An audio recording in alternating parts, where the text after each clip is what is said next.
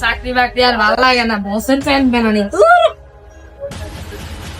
চাচা আইলাম আপনার দরবারে, টাকা ছাড়া কোন ব্যবসার আইডিয়া দেন, ভালো লাগে না চাকরি বাকরি।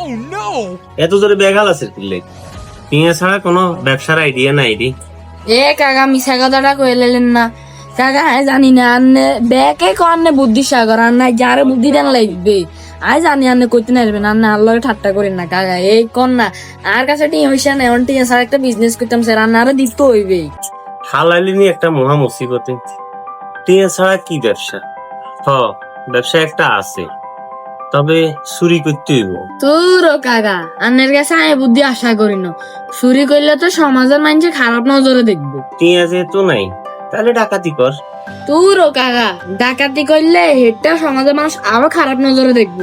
আয় কাকা এটা হইতাম না, আন্নের কাছে আয় জানি শর্টকাট রাস্তা আছে, আন্নারে করেন। একটা মুসিবতে হালাইছে পারান, তবে একটা বুদ্ধি আছে তার কাছে, টাকা ছাড়া ব্যবসা, শর্টকাট ব্যবসা। এটা হইছে তোরে হয়তো কদিন ল্যাংটা হয়ে বাজারে বাজারে আটতে হইব। তোর কাকা কি এখন ল্যাংটোই একটিব বাজারে বাজারে? আরে কাকা বাণিজ্য তার এন্ন নাই আছে, কুদুরা সামনে দিয়ে কুদুরাও দিলে করিয়ে লানে না কাকা, উমা না না নাই কাম করন দিত না। তাহলে পুরা কথাটা মনোযোগ দিয়ে শুন। পুরো মনোযোগে আছি কাকা, কোন কোন। আচ্ছা শুন, তাহলে মনোযোগ দিয়ে শুন।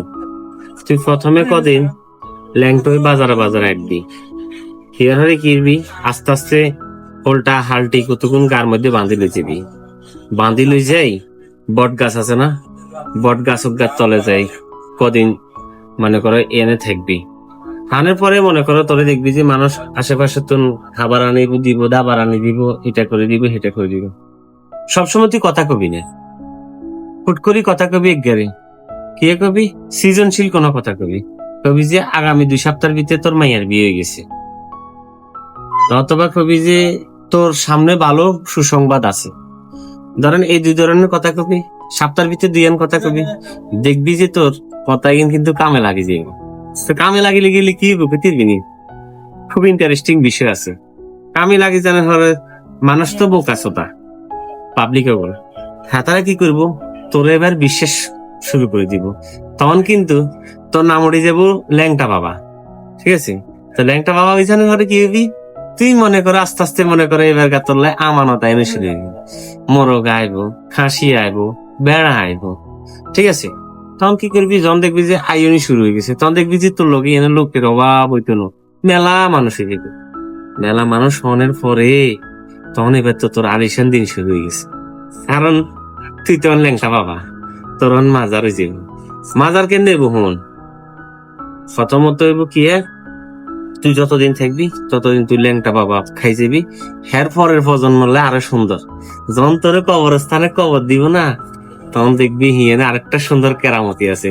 তোর হোলাইন যেগুন রাখি যাবি, তোর হোলাইন হিগুনে দেখা গেছে এই তোর কবর ইয়ে বেশি বেশি তারা খাইব।